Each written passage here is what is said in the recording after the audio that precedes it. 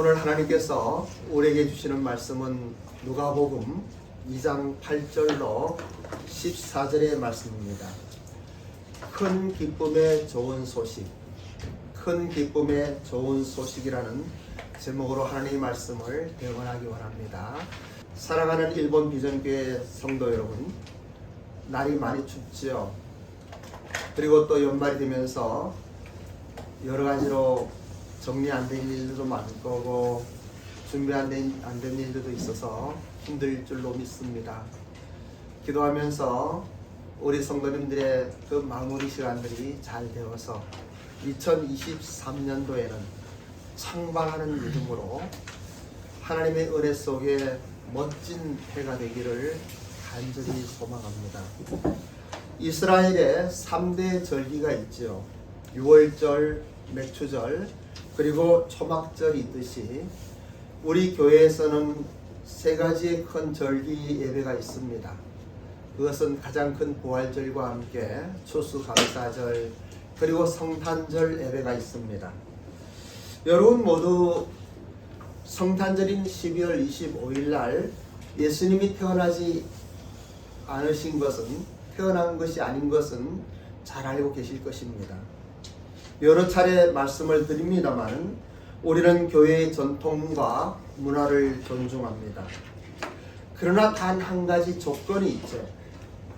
그것은 하나님의 말씀인 성경에서 아니라 하면 아닌 것입니다. 어떠한 전통과 문화를 또 우리가 습관적으로 아니면 우리가 생명같이 여기는 어떠한 것이 있다 할지라도 하나님 말씀에서 그건 아니라고 하신다면 그건 아닌 것입니다. 성경과 배치되지 않는 교회의 전통과 문화는 존중하는 것이 옳다고 생각합니다.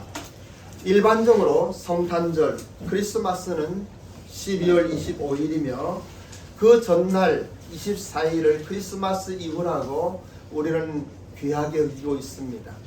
왜냐하면 초대교회는 해가 지는 일모라는 그 시간부터 그 다음 해가 지는 날까지를 하루로 보았기 때문에 24일 날 저녁 해질 때 우리는 시작되는 그 날을 참 소중하게 생각을 합니다. 그리고 그 이후에 축제도 하고 좋은 이러한 것들을 우리가 연극도 하고 누리고 합니다.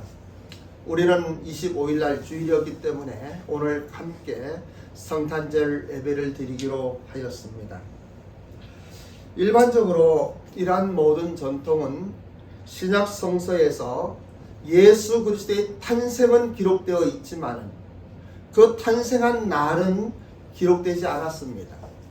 예수님의 탄생은 너무나 분명하고 명확하게 기록되어 있습니다. 그런데 신약 성서에서 이러한 날짜를 정하지 않았는데 왜 25일이 12월 25일이 성탄절이 되었는가 하면은 초대교회 성도들은 1월 1일이나 1월 6일 그리고 3월 27일에 그리스도의 탄생을 축하하였습니다. 함에도 불구하고 이 성탄절을 교회적으로 행사로 절기로 섬기지는 않았습니다.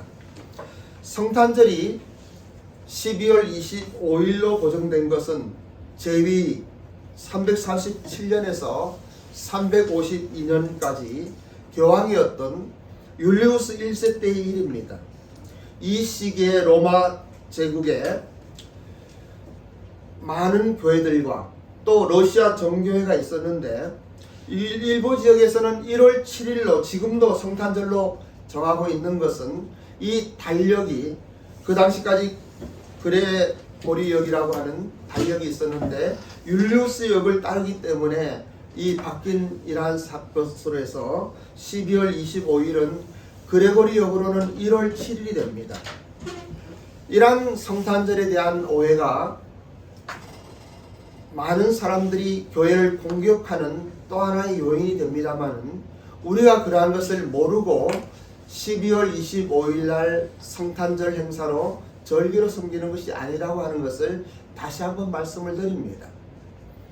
왜냐하면 이러한 교회의 문화와 전통은 소중하기 때문입니다. 성경에서 그것이 아니라고 한다면 어떠한 문화와 전통이 있다 할지라도 우리는 그것을 거부합니다마는 그러지 않는 이상 모든 문화와 나라의 문화도 마찬가지고 민족의 문화도 마찬가지고 사회의 모든 질서도 마찬가지입니다.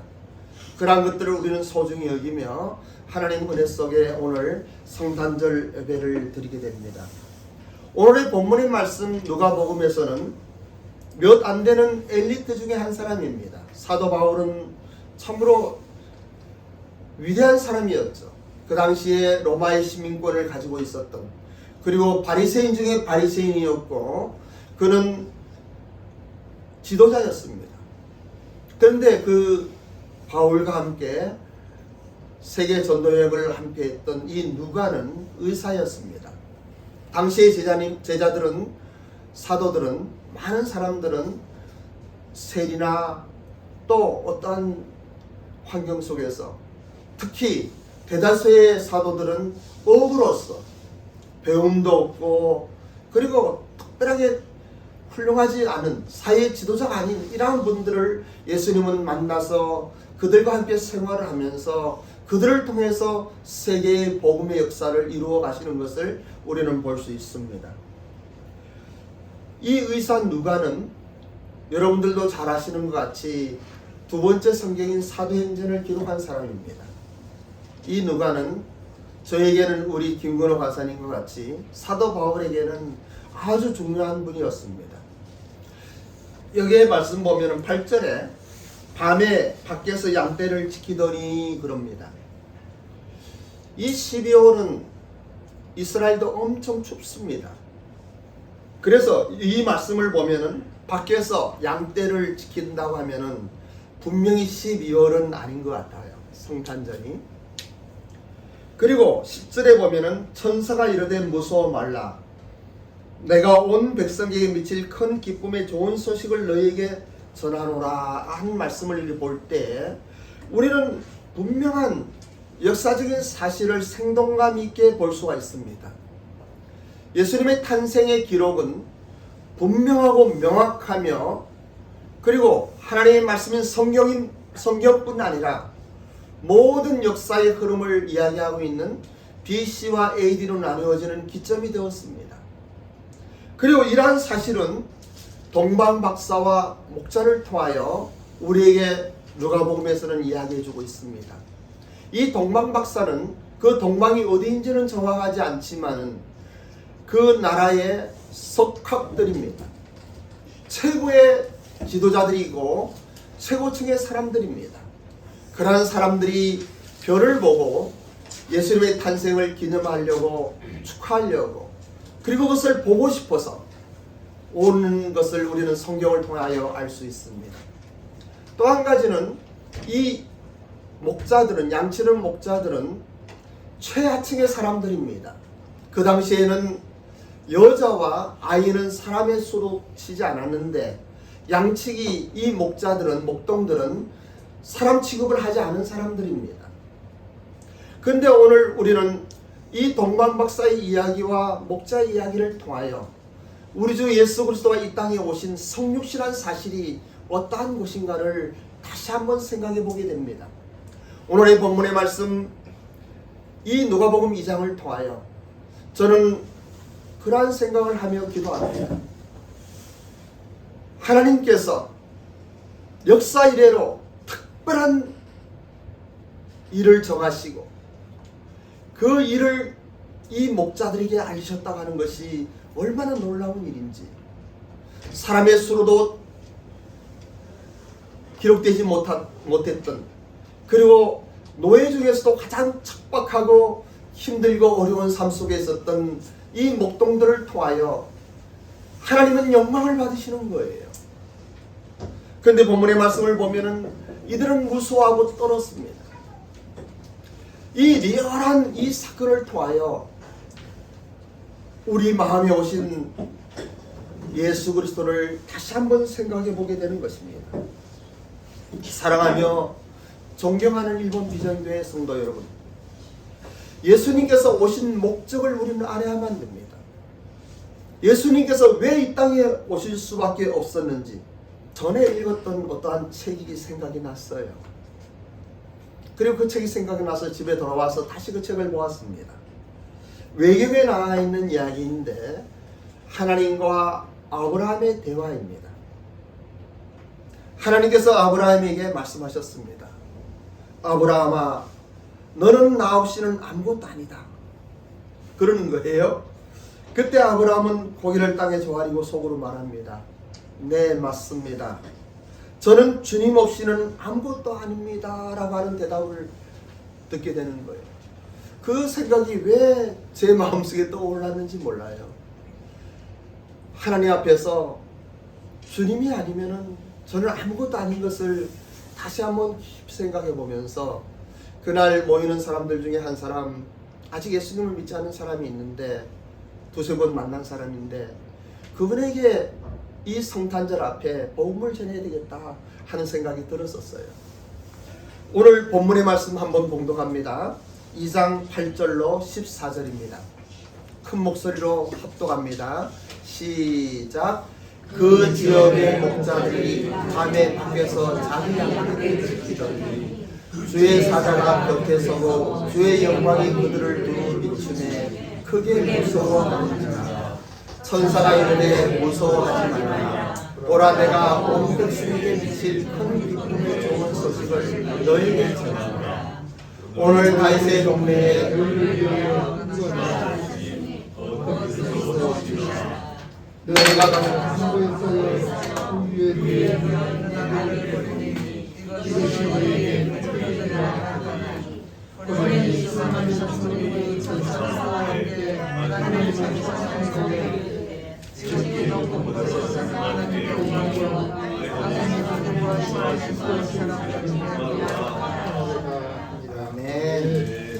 우리는 이 누가복음을 통해서 볼 수 있는 것이 몇 가지가 있는데요. 첫째 1절에서 이야기한 대로 이 누가는 자기가 본 사실을 처음부터 목격자와 말씀에 일꾼된 자들에게 들은 그대로 기록을 한다고 이야기를 합니다. 그리고 그 당시에 이 예수님의 이 사건이 너무나 중요하고 너무나 큰 일이기 때문에 많은 사람들이 글을 썼습니다. 누가복음 1장 2절에 내력을 조술하려고 붓을 든 사람이 많은지라 라고 이야기합니다. 그래서 외경에서 이야기하는 그러한 것들도 또 정경으로 채택되지 않은 구약의 39권과 신약의 27권이 아닌 많은 책들이 기록되어 있습니다. 그리고 또 한 가지는 3절에 그 모든 일의 근원부터 자세히 미루어 살핀나도 데오빌로 각하에게 차례대로 써버리면 좋은 줄 알았다라고 이야기합니다. 이것이 무슨 이야기인가 하면은 데오빌로 각하라고 하는 이야기를 하면은 통치자이고 그 당시에 통치자들은 사람이 잘못 말을 하고 마음에 안 들고 하면은 뭐 죽여도 되는 그런 힘이 있는 권력자입니다. 그에게 이 누가복음을 기록하고 있어요. 누가는 그 데오빌로 각하와 관계가 좋았던 것 같아요. 그런데 우리가 4개의 복음서가 있는데 이 사복음서를 쭉 보면은 순서가 이리저리 막 나누어져 있어요. 사건 중심으로 나오기도 하고 다 달라요. 그런데 이 연대표를 보려고 그러면은 누가복음에 기록된 차례가 제일 정확해요. 왜냐하면 여기에 이야기하기를 차례대로 써버리는 것이 좋은 줄 알았다 이렇게 이야기를 하고 있어요. 그리고 2장에 보면은 이 밤에 천사가 나타났다고 하는 이러한 사실들, 이러한 것들은 아마도 오늘날 우리에게는 실감이 안 나지만은 이 누가에게는 그 사건이 얼마나 컸는지 충격적으로 와닿는 거예요. 왜냐하면은 이 사람 수에도 치지 않는 목동들에게 나타나서 예수 그리스도의 나타나심을 이 탄생하심을 이야기하고 있기 때문에 얼마나 이 감동적이고 또 역동적인지 몰라요. 그리고 그 사건들도 너무 기록 잘 돼 있잖아요. 그들이 무서워서 어쩔 줄 몰랐습니다. 그리고 11절에 있는 오늘 다윗의 동네에 너희를 위하여 구주가 나셨으니 곧 그리스도 주시라고 이야기하는 거예요. 이스라엘 백성들은 그리스도란 이야기가 엄청난 이야기인 거예요. 오늘날 우리가 예수 그리스도 하면은 예수님은 성이고 그리스도는 이름인 것 같이 착각하고 있는 사람도 있지만은 이 그리스도 메시아라고 하는 것은 대망의 주가 오신다고 하는 사실이에요. 아마도 데오빌로 각하도 예수님에 대한 이야기는 그 때에 살아계신 분이기 때문에 또 통치자이기 때문에 궁금하지만은 많은 소문과 많은 이야기들로 무언가 몰라도 확실한 사건으로 받아들였을 거예요. 그런데 누가복음은 그러한 것들을 기록하면서 14절에 지극히 높은 곳에서는 하나님의 영광이요 땅에서는 하나님이 기뻐하시는 사람들 중에 평화라고 이야기하면서 살아계신 창조주 하나님의 그 역사심을 이 예수 탄생을 통하여 기록하고 있는 것이에요. 저는 이 성탄절 예배의 설교를 준비하면서 이 말씀 속에서 역동하는, 살아 역동하는, 그리고 그 때로 한번 돌아가 봤어요. 그 목사의 심정도 되어보고 동방박사의 심정도 되어보고, 그런데 오늘날 우리는 성탄절 예배를 드리면서 이러한 역동성을 잃어버리고 있어요. 캐롤송과 또 즐거운 축하의 메시지는 있지만 정말 왜 예수님이 이 땅에 오실 수밖에 없었는지, 왜 하나님께서 이 성탄절을 통하여 우리에게 어떠한 메시지를 주시려고 하는지, 이러한 것들을 잃어버린 시대를 살고 있어요.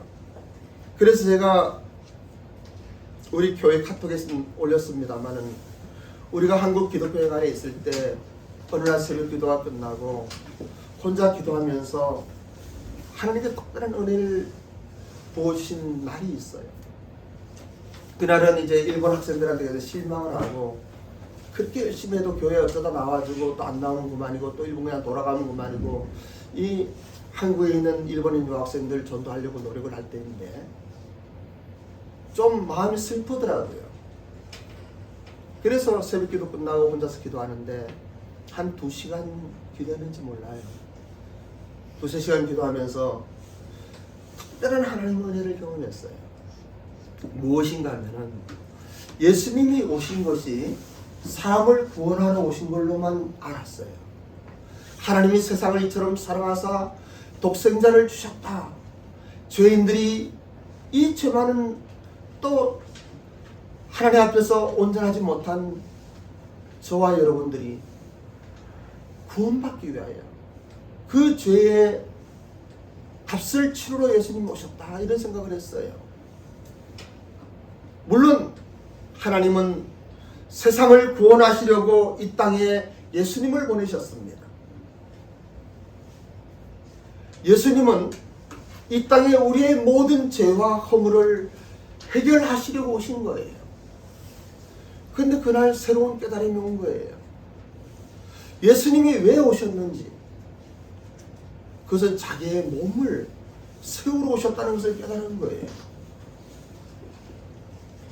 예수님은요, 교회를 세우셨어요. 보이지 않는 하나님의 보이는 교회를 세우러 오신 거예요. 그래서 우리는 교회를 에클레시아라고 이야기합니다. 그것은 무엇인가 하면은 특별한 하나님의 사랑을 경험하고 예수 그리스도의 십자가의 은혜를 깨닫고 죄용서함 받고, 교회를 형성을 하려면 거룩한 무리들이 있어야 되는데 거룩한 무리들이 없는 거예요. 마치 그 당시 예수님이 태어날 때에 그 바리새인들과 율법학자들과 성경을 아는 많은 사람들은 베들레헴에 찾아오지 않고 이방인 지도자들인 동방의 박사들이 오고, 사람 축에도 끼지 못했던 이 양치는 목사들이 그 추운 겨울에, 추운 겨울은 아닌 것 같아요. 그죠?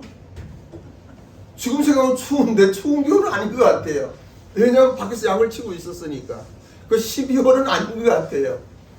이스라엘도 한국하고 이 기후가 좀 많이 다르긴 하지만 12월은 춥거든요. 어떠하든지 간에 그 사람들을 이렇게 부르시는 그 예수님의 탄생, 그 사건, 천사들이 나타나서 그들에게 생명을 보여주시는 그 놀라운 은혜가 우리 성탄절의 의미인 걸 다시 한번 느끼게 되는 거예요. 그런데 왜 그랬을까? 제가 가끔 그런 이야기 드리잖아요. 롤스로이스나 좋은 어떤 것을 만들려면 부품이 좋아야 돼요. 그냥 스텔라 맞나요? 차, 현대차? 스텔라 있나요? 옛날에 있었어. 옛날에 있었어요? 뭐 어떻든 그러한 차를 만드는 부품하고는 또 다른 거예요. 주님의 몸을 만들려고 그러면은 정말 거룩한 무리들이 필요한 거예요. 그 사람들의 노력으로는 거룩해질 수가 없어요. 종교심으로는 거룩해질 수가 없어요. 어떤 성김과 봉사로 죄 용서를 받을 수가 없는 거예요. 그래서 주님의 몸을 세우기 위하여 이 땅에 오셨다는 것을 깨달았죠. 예수님은 자신의 몸을 세우려고 이 땅에 오셨습니다. 이 세상에 거룩한 무리들이 없기 때문에 주님이 십자가를 지시고 인간의 죄의 값을 치르셨습니다. 그것을 우리는 대속이라고 이야기하고 구속이라고 표현합니다. 값없이 주시는 구원의 은혜를 누린 사람만이 깨달을 수 있는 하늘의 신비인 거예요. 이러한 하나님의 크신 사랑과 은혜를 경험한 사람을 우리는 거듭난 사람이라고 이야기해요. 여러분 착각하지 마세요. 저도 CBMC라든지 VIP 클럽이라든지 이렇게 섬기다 보면은 로컬 처치를 이야기하고 파라처치를 이야기하지만은 이것은 없는 이야기예요. 파라처치라고 하는 것은 틀린 이야기예요. 교회는 하나밖에 없어요. 에클레시아. 거듭난 하나님의 사람들이 모여서 주님의 몸을 이루는 거예요. 두세 사람 주님의 이름으로 모이면 그들 중에 함께 한다고 하는 것은 이 에클레시아를 이야기하는 것이 아니고 코이노니아를 이야기하는 거예요. 사귐과 교제의 이야기예요. 에클레시아 주님의 몸은 기능을 가지고 있어야 돼요. 그리고 성례전이 있어야 돼요. 그리고 그 가운데 하나님의 은혜가 임하는 거예요. 저는 그것을 깨닫는 순간 교회의 소중함을 깨달았어요. 에베소 1장 20절부터 23절의 말씀도 함께 공동하기를 원합니다. 한번 20장 함께 합독합니다. 시작. 그의 능력이 그 싸움에서 죽은 자들 가운데서 다시 살리시고 하늘에서 자기의 오른편에 앉으사 모든 권세와 능력과 주권과 이 세상뿐 아니라 오는 세상에 있는 모든 일에 뛰어나게 하시고 또 만물을 그의 발 아래 복종하게 하시고 그를 만물 위에 교회의 몸으로 삼으셨습니다. 교회는 그의 몸이니 만물 안에서 만물을 주관하시기에 충만합니다. 그래서 저는 지금까지 신앙생활 하면서 가장 보람이 있고 제 마음속에 가장 기쁨이 되고 또 생각하면 즐거운 일이 오사카 온누리 교회를 개척할 때의 일이에요. 저는 집사 때 물론 일본 비전교회를 개척하고 목사로서 선교사로서 섬긴 지난 14년의 세월도 저는 행복해요. 너무 감사해요. 그리고 우리 성도님들이 얼마나 존경스럽고 감사한지 몰라요. 그럼에도 불구하고 집사 때에 온누리 교회를 최초로 그때는 온누리 교회 지금은 여기저기 많이 있고 세계 각곳에 있지만 그때는 아무 데도 없었어요. 오직 오사카에 처음으로 생겼어요.